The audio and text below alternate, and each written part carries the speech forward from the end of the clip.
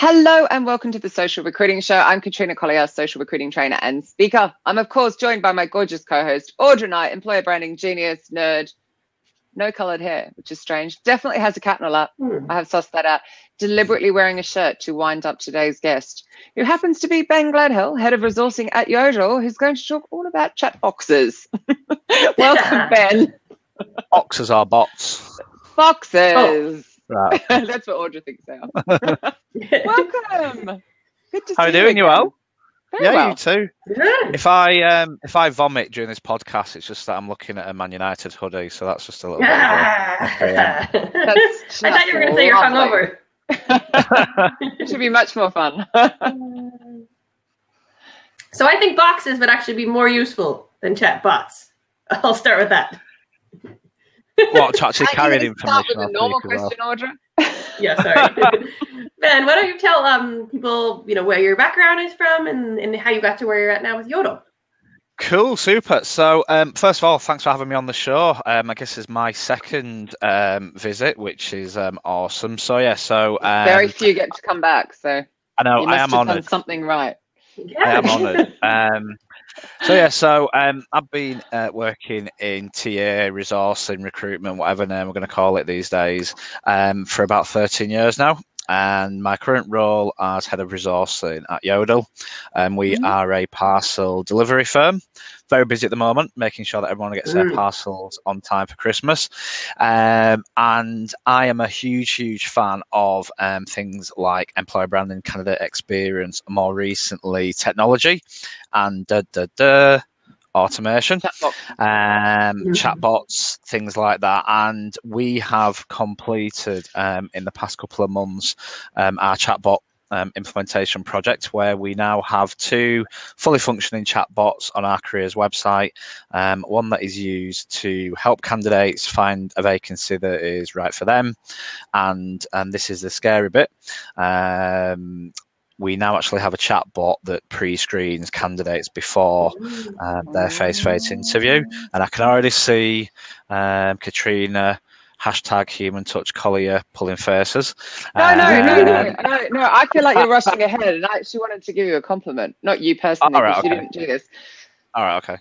I work from home. I get a lot of stuff delivered, a lot. Yodel used to be one of the worst, but somewhere along those lines of embracing technology, they got their app. So, you'll get a notification and I can say, right, I'm very happy for it to be left here, and they'll give you the photograph and it's left. And now up there with GPD. Photograph, right? Yeah, but really, really impressed by how far they have improved in such a short period of time. Like you go back 2 years, no one had used them. So. Yeah, I mean, we're very pragmatic.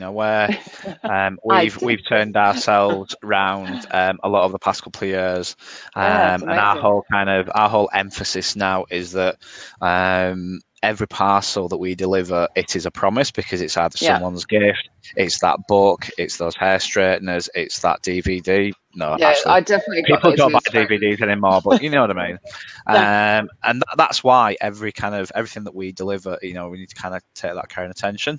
And obviously, everything that we do in a resourcing function, we have that same ethos around candidates as well. How are you going to deal with Facebook, though? How am I going to deal with Facebook? What? Sorry, Facebook. Because honestly, I actually think this is it's a mean question, but a really valid problem that loads have in employer branding. Yeah. So, I mean, what, in regards to negative comments or reviews? Yeah.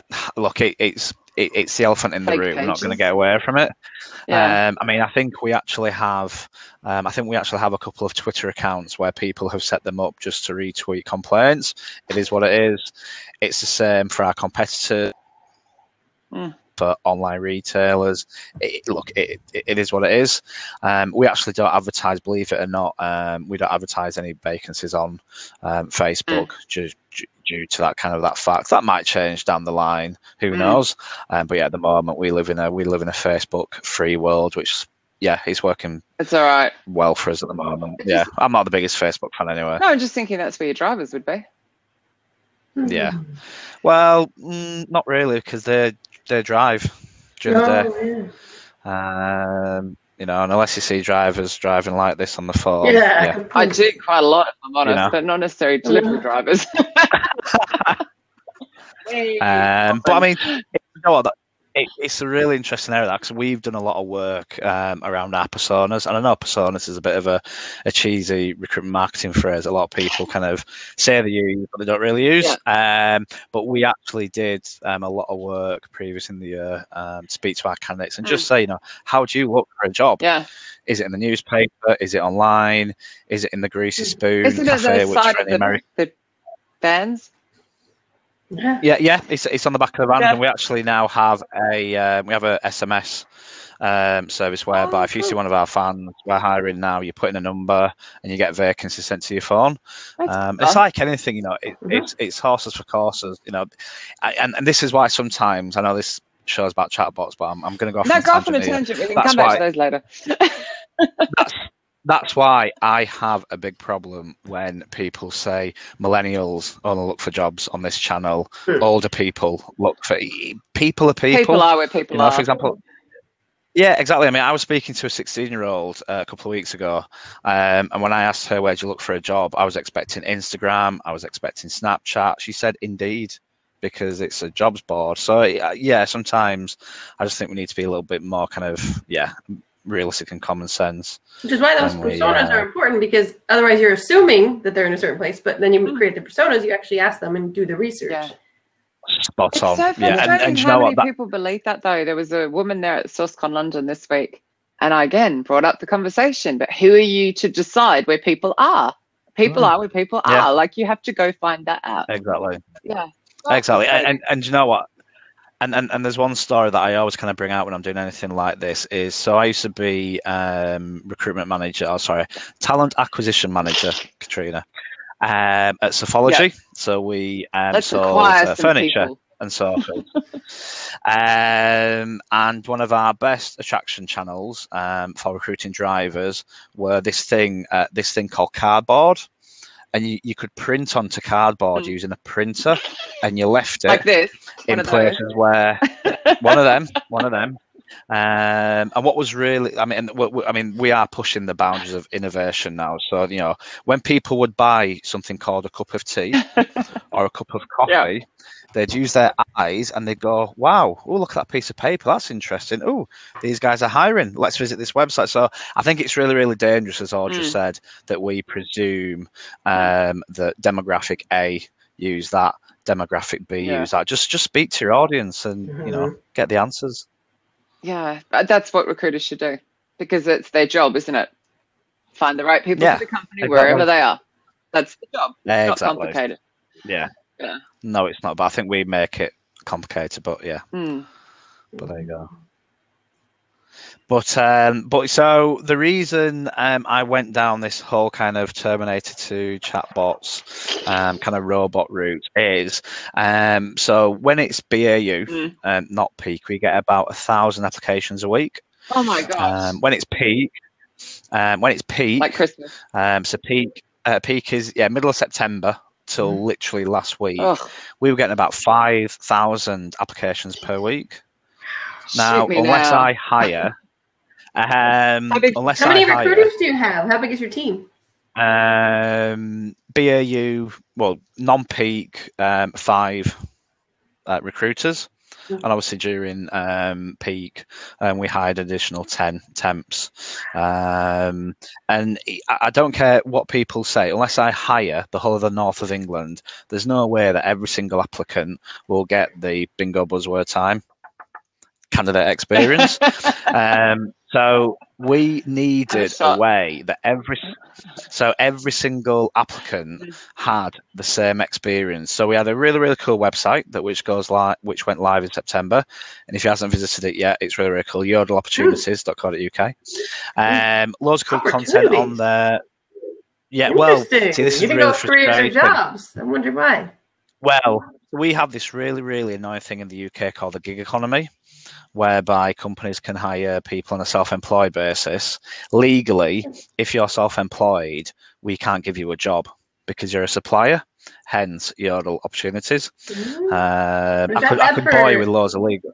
Yeah, I wonder if that's bad for SEO, though, because if people are typing Yodel jobs, is it coming up? but hopefully it comes up. It's not the greatest, if I'm honest with you. It's not the greatest. I try not to think about it. If So they had thanks for SEO though, how many job applicants they get? They get 15,000. I mean, yeah, it's scary. So we kind of took a step back and we looked at where do we face the biggest challenge in the kind of whole recruiting life cycle, and it's simply getting hold of people, screening them, and actually people thinking, well, oh, I didn't know you had to do that. I didn't know that you had to keep your receipts. I don't really know what VAT registered means. So the first chatbot, are your drivers VAT literally, registered? If they're self-employed, they do all right. They do all right. Yeah. 81,000. It's pardon? 81,000. Some do. Wow. Some can earn a lot of money. And as I said, there were some people that they might have done a different career or they come from another industry and they simply didn't understand this. So as I said, the first chatbot,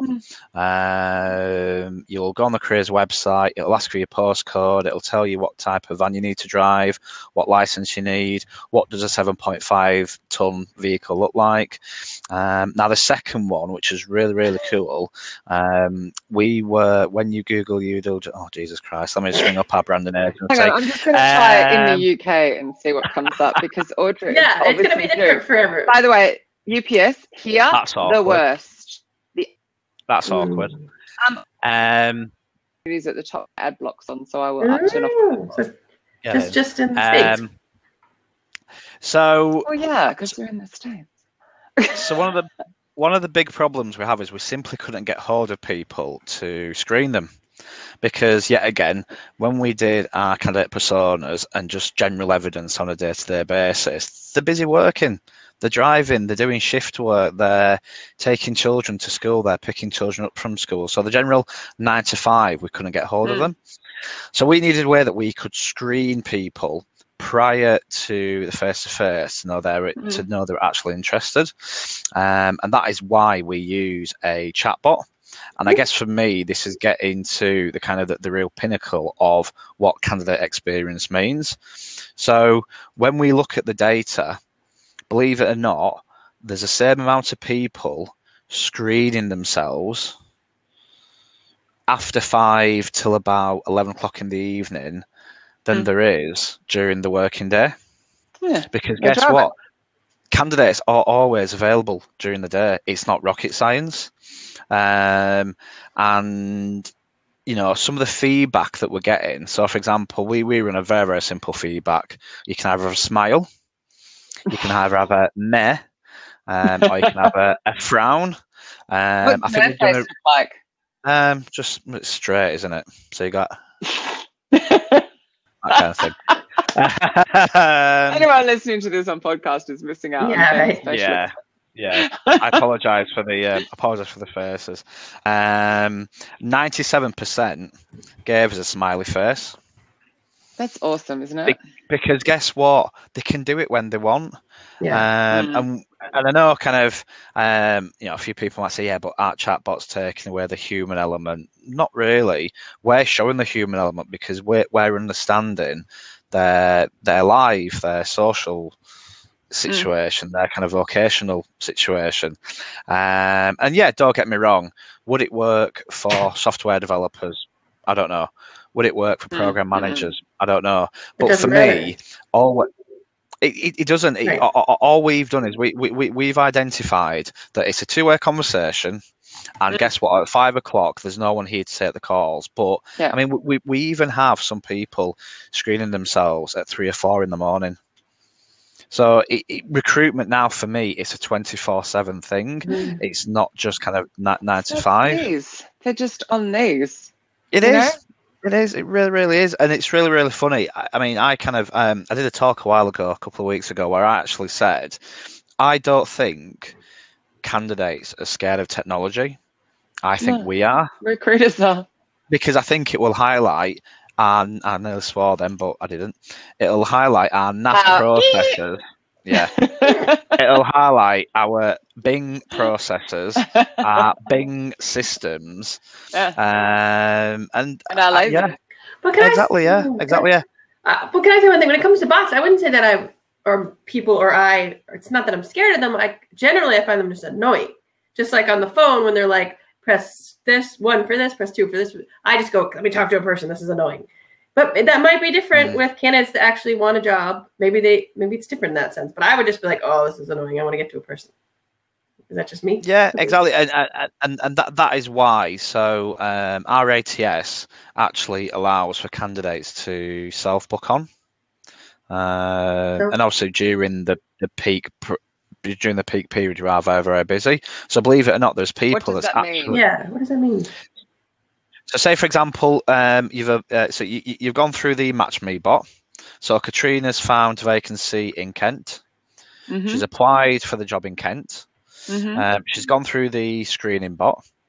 Congratulations, Katrina. You're a perfect fit for us. We'd like to offer you a face-to-face interview.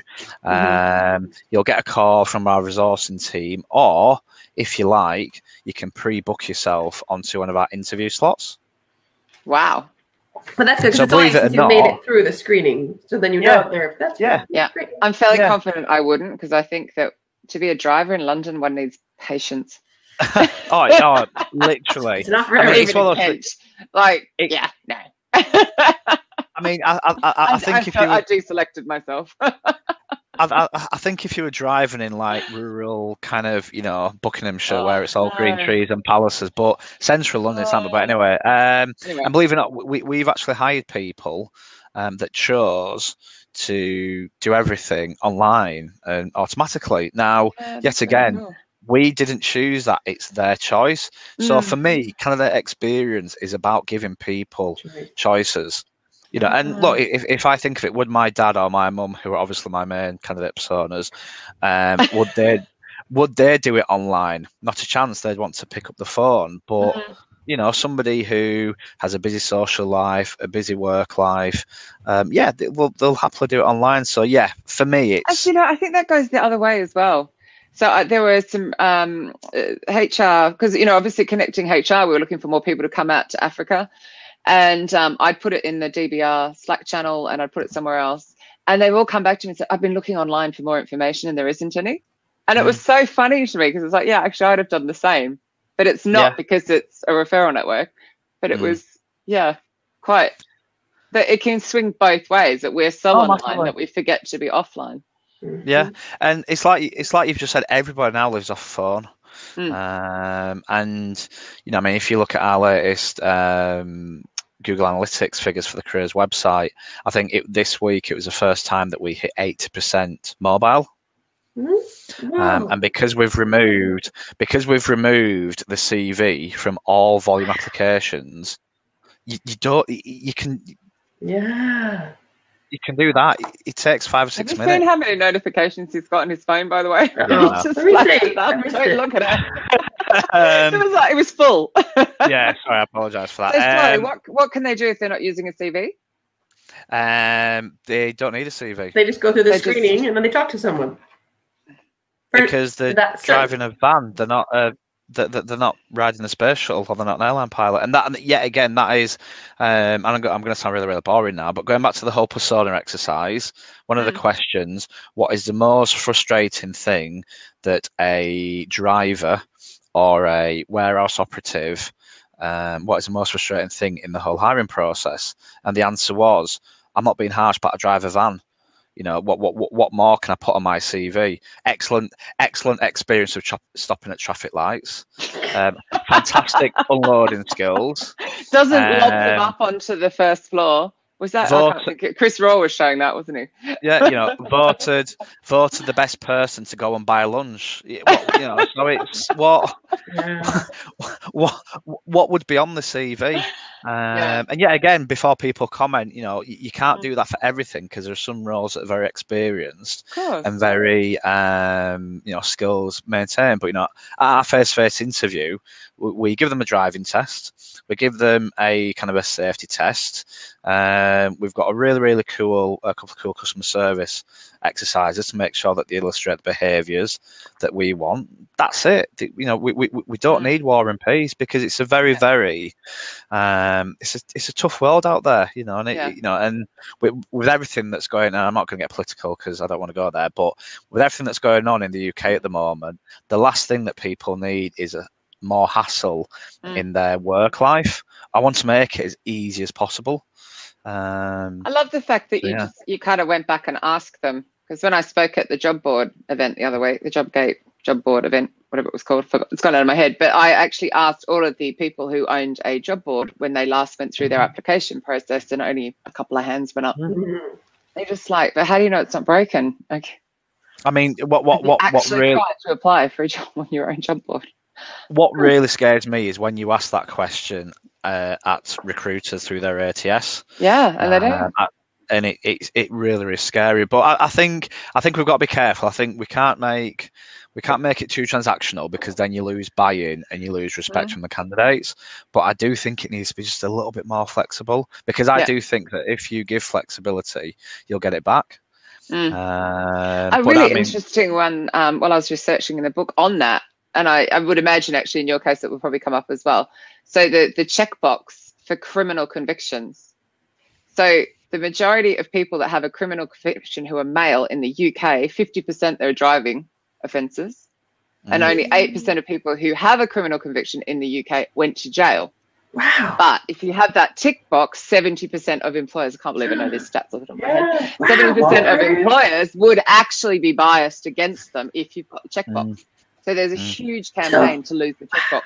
Yeah. There is. Yeah.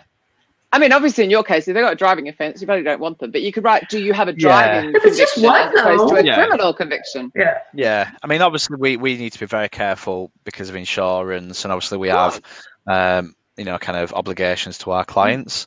But if they're working in head office, or I'm thinking other companies who might be listening, like it's quite extraordinary how we overcomplicate the application process. Oh, massively. I mean, what was really scary. So when I went for my kind of final interview with Yodel, would have been last November time, I think. Last November time. That's just been a year already. Wow. And it's crazy. And I met Lynn, our fantastic HRD.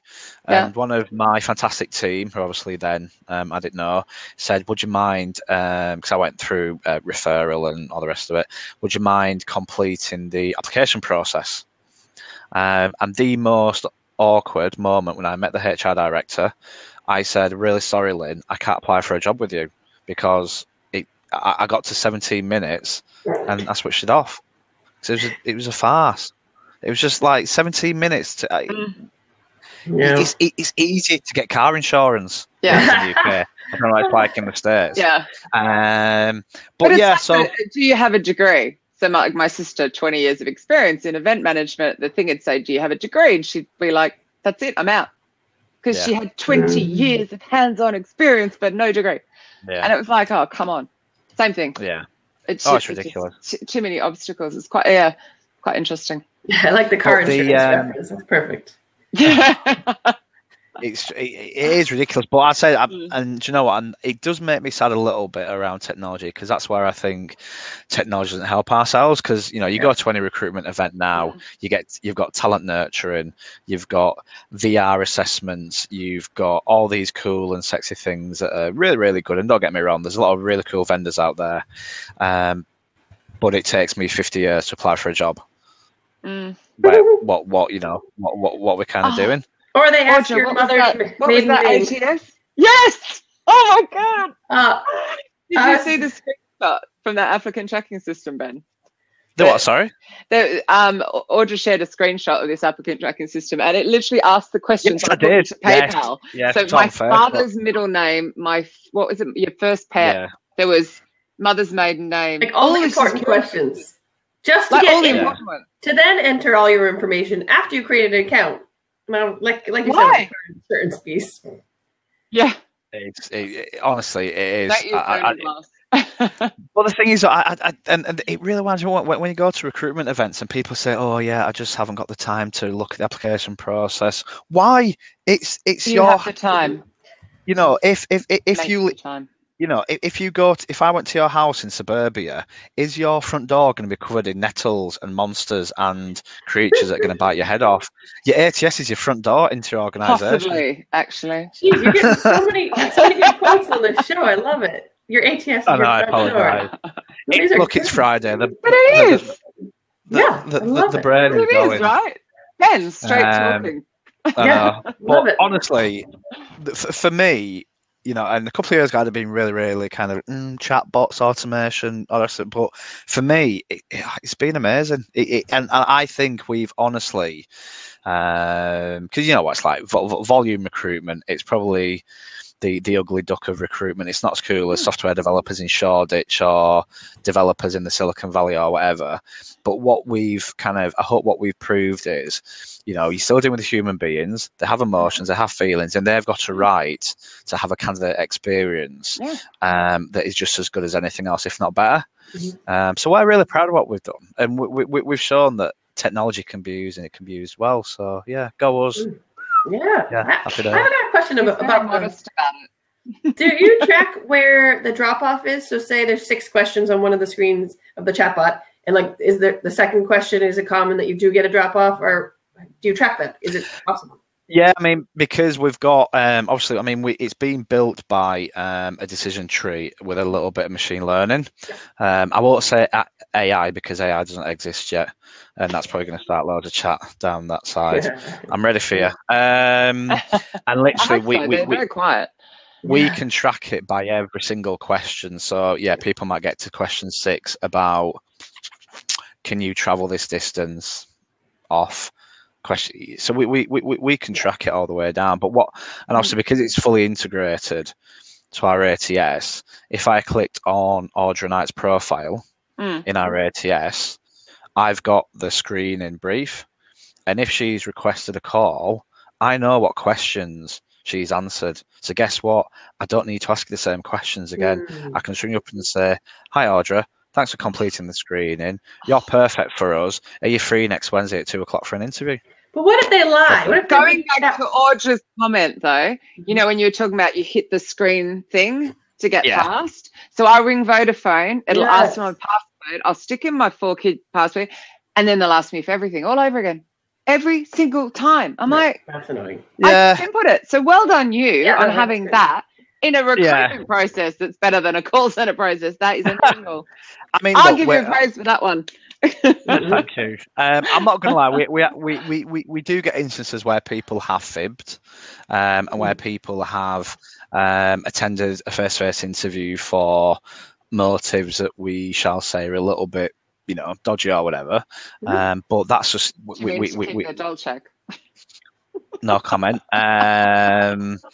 So you know, it's one of those. I mean, ideally, we'd love a direct line into the DVLA so we can check driving licenses. But I think I'm probably about 5 years ahead of where we need to be. But the DVLA is going to give you that, do you? No, I don't think so.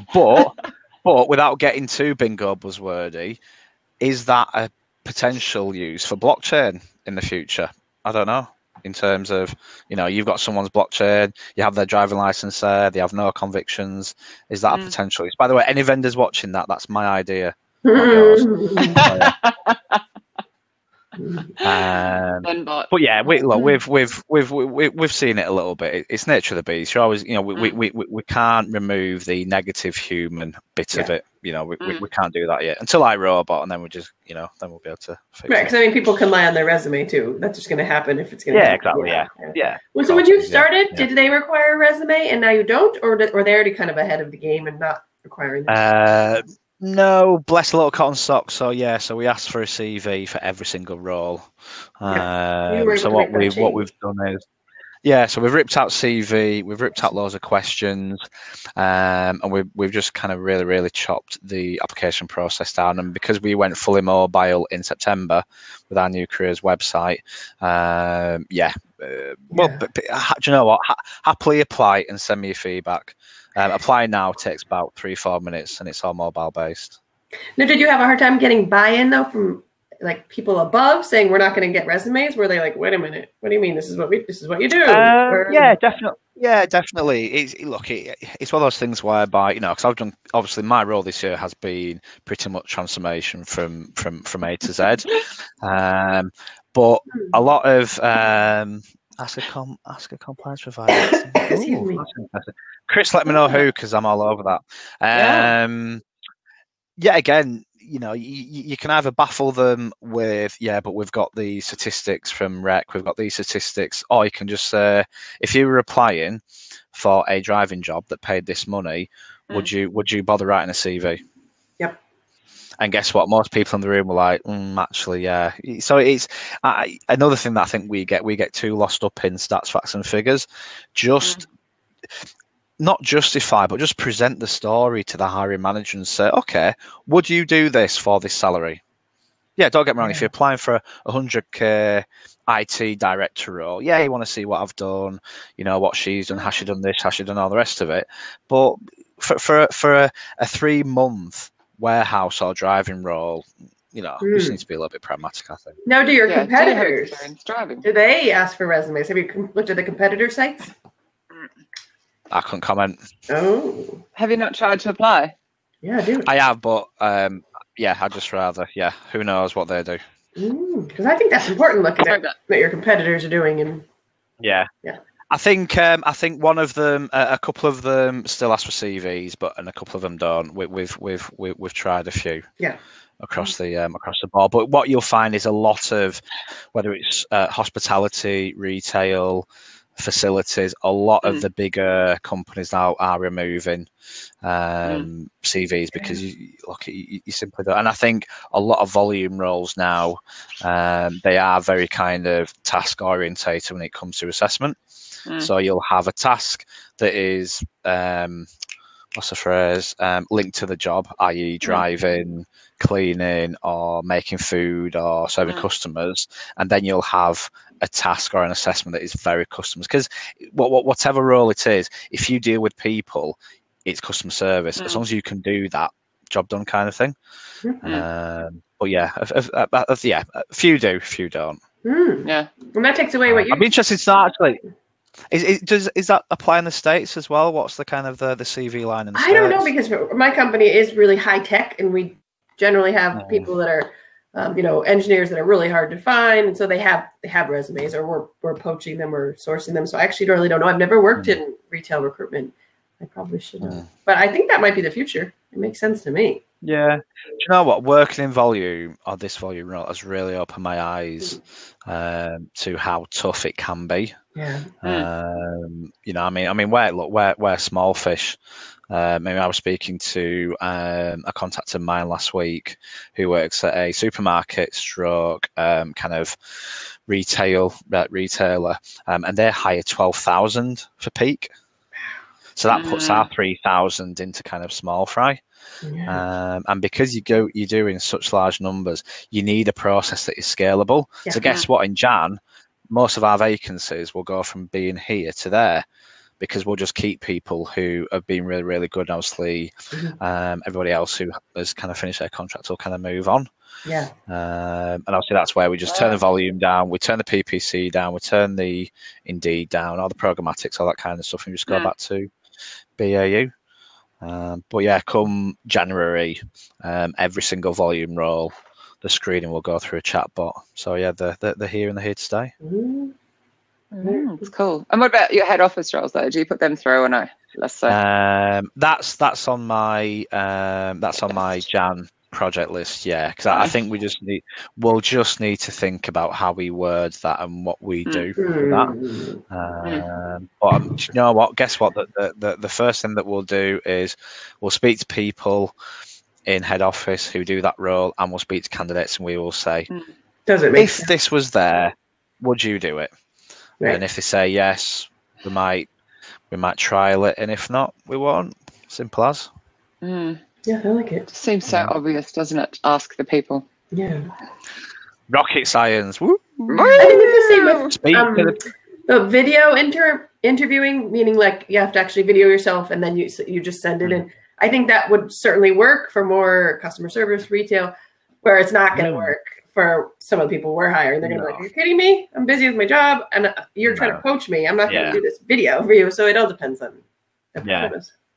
Yeah, and I think, and you know what, that's a really interesting point, because we're actually bringing in a new ATS in April. Ooh, which one can you say? Yeah, no, of course can. So at the moment we have the dear old lady that is iGrasp, and we're going to Talent Links. Obviously, they're owned by Lumes. So we're going to Talent Link in April, and there's actually an option on there to record what you've just said. Yeah. 25-second video. Hi, I'm Audra. This is me. This is why you should employ me. Yep. And you know what? For some roles, I think it could be amazing. Yeah. But for some, who knows? It's one of those, isn't it? Yeah, we have that ability, but we just don't use it because we just find generally for the roles we find the people aren't going to do it. But I do think there's plenty. We are going to do it for our internship program because we got one software engineer. I think it'd be awesome for that. Yeah, we got 1,200 applications for one software engineer intern role. So hey, that's a perfect chance to say, figure out how to break it down. So what made you choose Talent Links?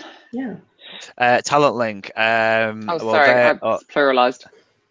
they're owned by Lumes, and Lumes own iGrasp, and it's just kind of, so we've done a lot of work with. So believe it or not, there's not that many companies I think that actually still use iGrasp, because it's quite a bit of it's a legacy system, and they've been a fantastic partner this year in helping us integrate this, integrate that. We had a trial with Pocket, and they were on there, and obviously now we worked with Meet and Engage, who built the chatbot for us. So we're just gonna put so. But no, I mean, what's on our schedule for next year? So we're going to be starting an onboarding module as well. So we're going to look at how we can increase the onboarding journey. So that's all part of the candidate experience. Or do you consider that candidate experience, or is that then called employee? But it's all related, right? Well, this is it. I mean, I think it was it Dave Hazelhurst at PH who kind of said everything is experience based. Obviously, you've got candidate experience. Employee. There's kind of 3 or 4. But yeah, I mean, for me, the experience should go all the way through to their exit interview, and hopefully they become an alumni member. Maybe guess what? Hopefully, just kind of goes like. Hopefully, or not if they stay. But yeah, no. Particularly they're on contracts, you want them to keep coming back round, don't you? Definitely. Every peak season. And I think that's probably going to be more important for the UK as we go through the current situation in terms of talent pool is going to get smaller. It's not going to happen. Well, touch wood, but not going to happen. I'm not saying I missed that. I've been saying that from the beginning. It's not going to happen. It's not going to happen. So that's all. I refuse to even say the B word. As far as I'm concerned, it's not happening. Honestly, it's getting closer and closer to not happening. That was what your interview, isn't it? Your candidate experience survey. Yeah, it's just that, isn't it? It is. Yes, I've just seen the question from Lee. So yes, Lee. We ask for feedback regardless of whether they get hired or not. Because for me, as I said, everybody deserves a fair crack of the whip. I want to make sure. I've gone blurry. You have gone a little bit blurry. I'm back. Yeah. And I think that, and what I saw somebody ask a question on LinkedIn. I don't know who it was, and when I think there was a little bit of a discussion started around why am I not getting candidate experience feedback. And I think one of the reasons why we get it, at 97%, and we get a lot of feedback is we made it simple. Yeah. If you think I haven't got 5 minutes to answer a candidate experience survey, however, I have got 15 seconds to click on 3 emojis. Job done. I do that all the time. Like in the bathrooms in the airport, you go to customs or all that kind of really happily because that's easy. Yeah. You get those surveys sent out to you. Oh, we'd love to hear what you think of MailChimp, and I'm like 2 minutes in now, I'm done. It is. And it's just it's capturing those kind of emotions there and then. Candidate experience surveys, they should not be the Holy Bible. It should be short, quick. What emotion are you feeling at this poll check? Then job done. Right. Then you're going to get also really arrogant of companies to think that we would invest 10, 15, 20 minutes in a survey. That's like really arrogant. Yeah, let's create a candidate experience survey that is 4 times longer than the application process. Right. And the ironic part is it's well, not in your case. experience. Wasn't it 17 minutes? No. So you're actually giving them a bad experience with the survey. It's like so irony there. In fact, that would make the best kind of conference keynote. Yeah. How I destroyed our company's candidate experience with our candidate experience survey. Yeah. Oh my God, someone must be able to do that. Lessons learned in the recruitment process. Yeah, that's Shamila, definitely it was you, wasn't it? No.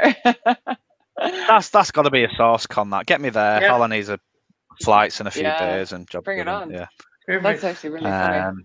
Hey Ben, does your company have like an employee engagement person or team? And if they do, like, do you guys work together or not?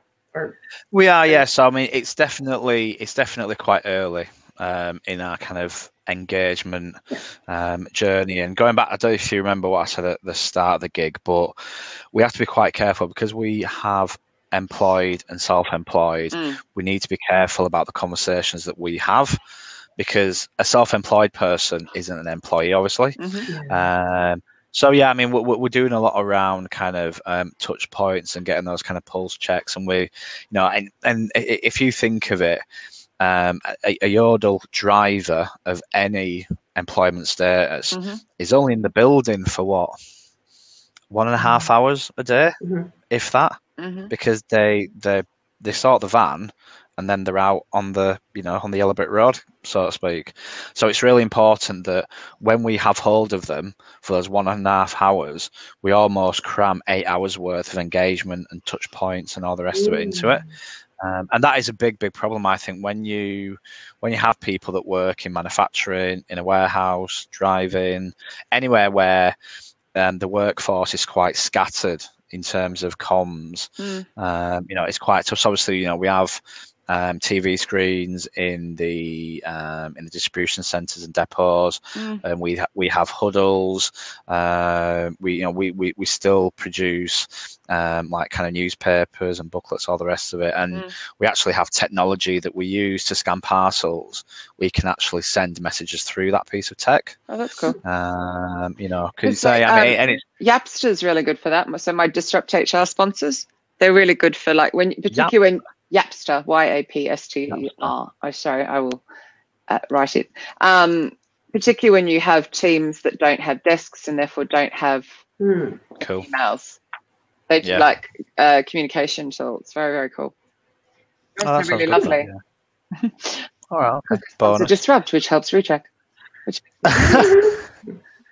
But yeah, no, it's always going to be tough when you're working with volume people, because they're out there, they're doing the job, and they haven't really got time to, would you like to take part in this survey? No, because I've got to deliver X number of parcels or do X number of sorts or whatever.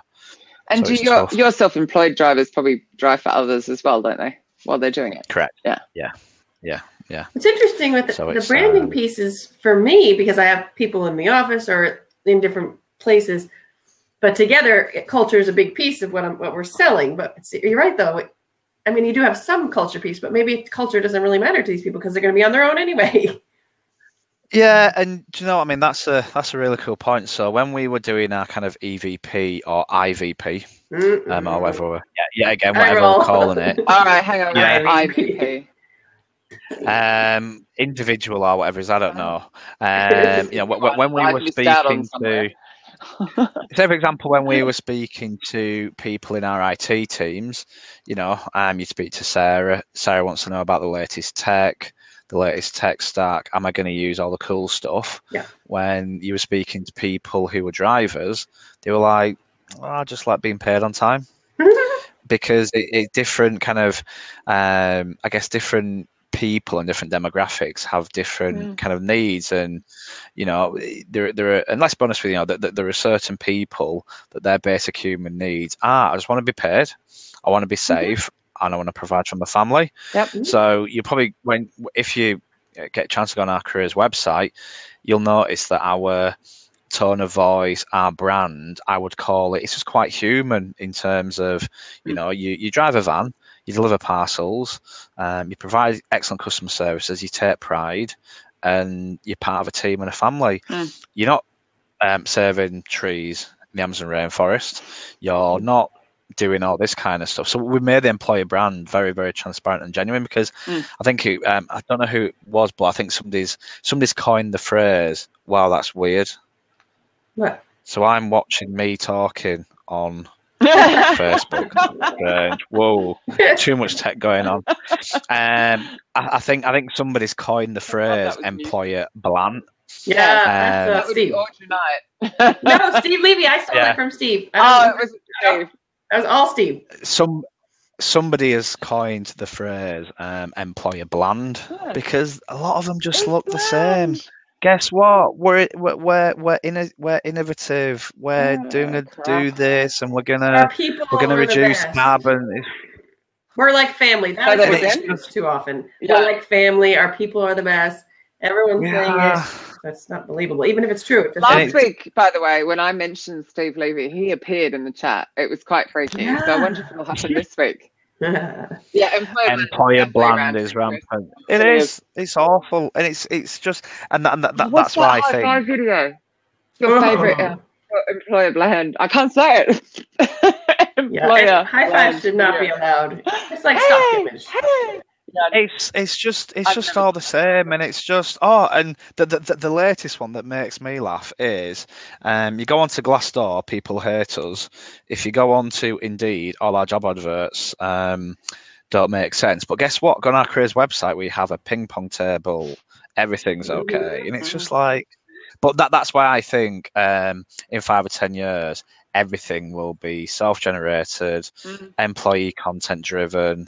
And I'm not saying that employer branding will be made redundant, because I think James Ellis might have something to say about that. But people will believe in people. People will buy off people. Yeah.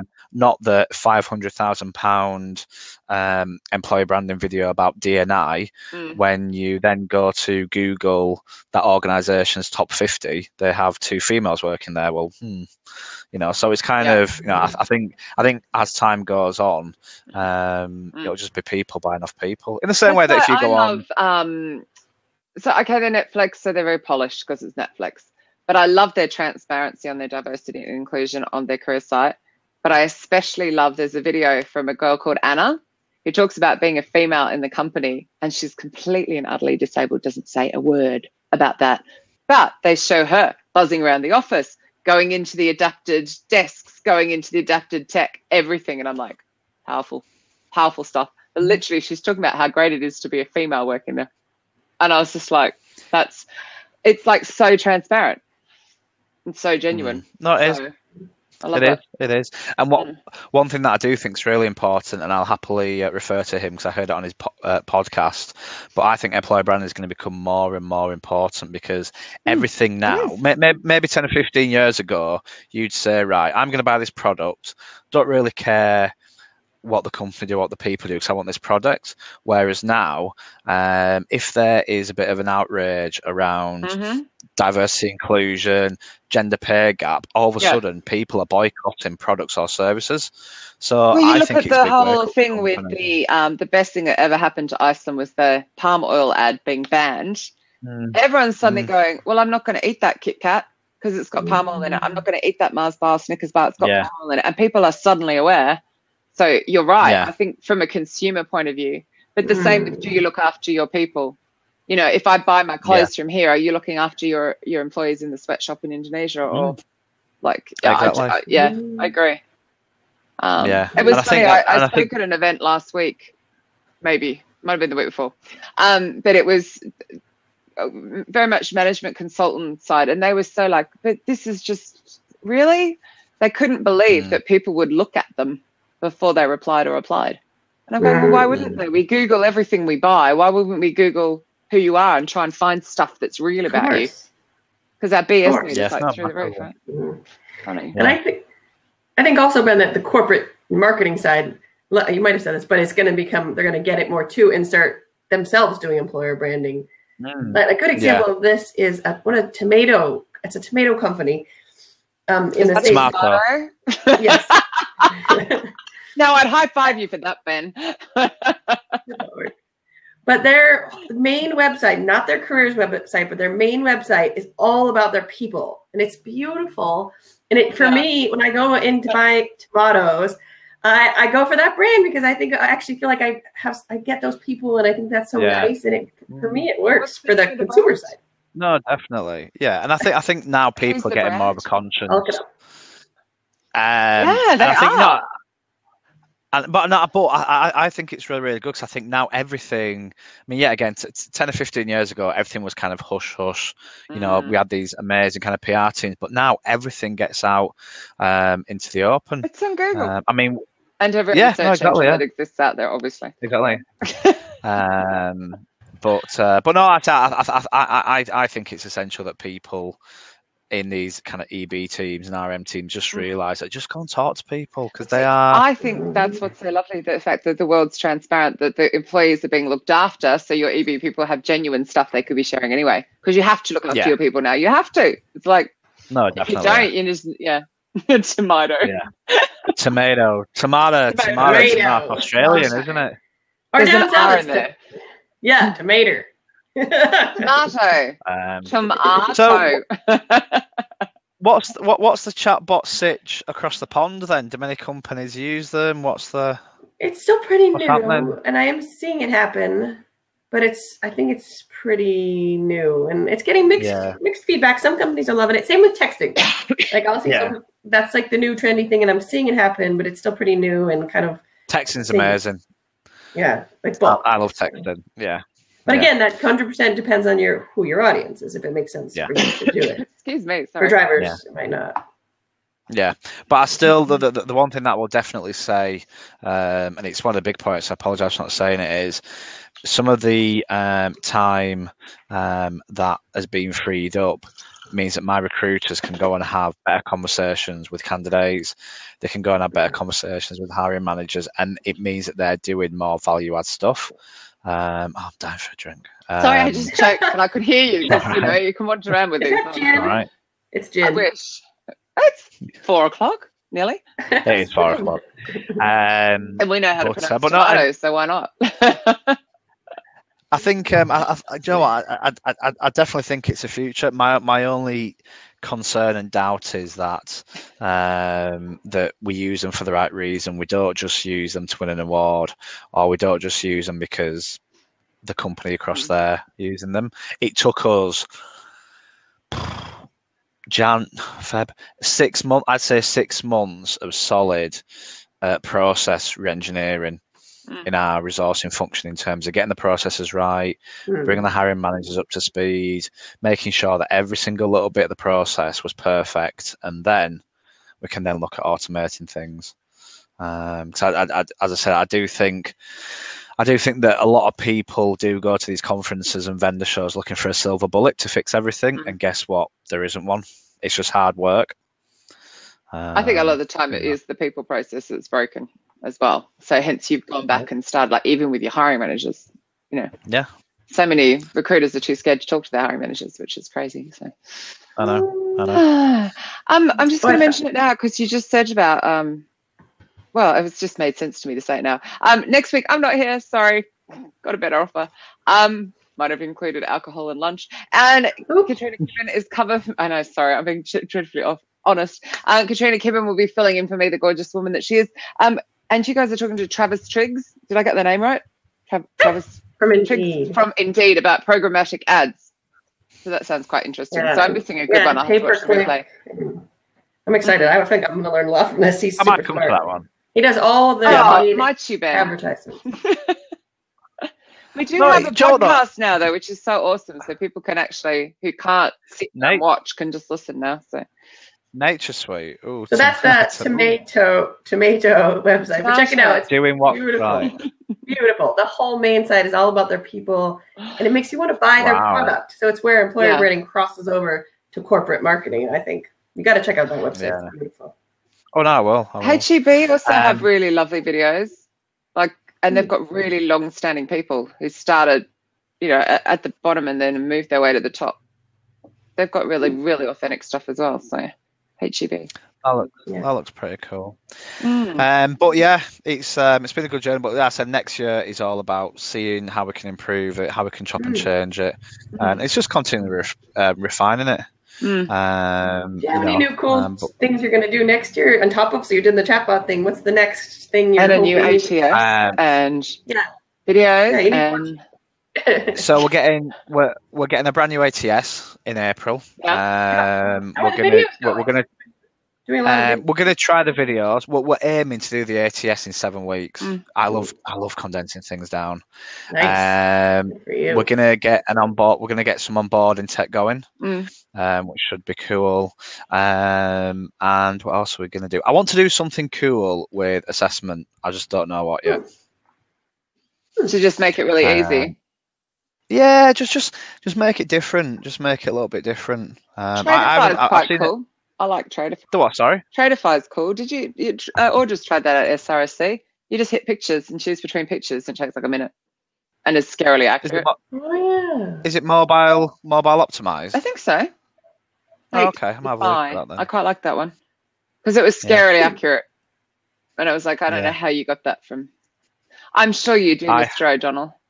I have the very assessment tool for you. Easy on mobile. Is it Monopoly? No. But yeah, like I said, but everything that we do, we test quite a lot with candidates. In terms of, we'll get little pools of people and we'll say, play with that, break it, smash it up, see what you can find, and then if it passes, it gets released into the wild. You do the research first. Just simple. You don't just throw it out. This is why you are head of resourcing. It's just simple. Keep it simple, stupid. No, sorry, kiss. Keep it simple, kids. That's my new phrase. So, yeah. Bless you. Are there anything you'd like to say that you've not said in the last couple of minutes before we have to wrap up? You need a few more buzzword terms. Buzzwords. Yeah, we should have a shot every time we said like the king of buzzwords. I've seen, actually, do you know what? Empathy used to be massive, but empathy's kind of gone down a little bit, hasn't it? Empathy used to be the big one. Candidate experience, I've done that. What else is there? Come on, Stephen. Come on, everyone wants to know about your pets. More importantly, Ben's workout regime. The entire show, you've been talking about having empathy for your candidates. It's just you haven't called it that. That's what empathy is. It's putting yourself in their shoes and finding out what it's like. It's just being a nice human being. What's my workout regime? Well, to be fair with you, I do compound. So I probably do one day I'll do chest and shoulders, and the other day I'll do back and legs. Just on that, I think, Stephen, that might be for your show, which is very random and about stuff like that. So, I don't think that's right for the social recruiting show. Never skip legs. Never ever miss legs. But yeah, there you go. Well, thank you so incredibly much for your time, because I know you're exceptionally busy as well. And it's actually really nice to hear technology being applied in a human way. So thank you for that. We'll hope everyone enjoyed it.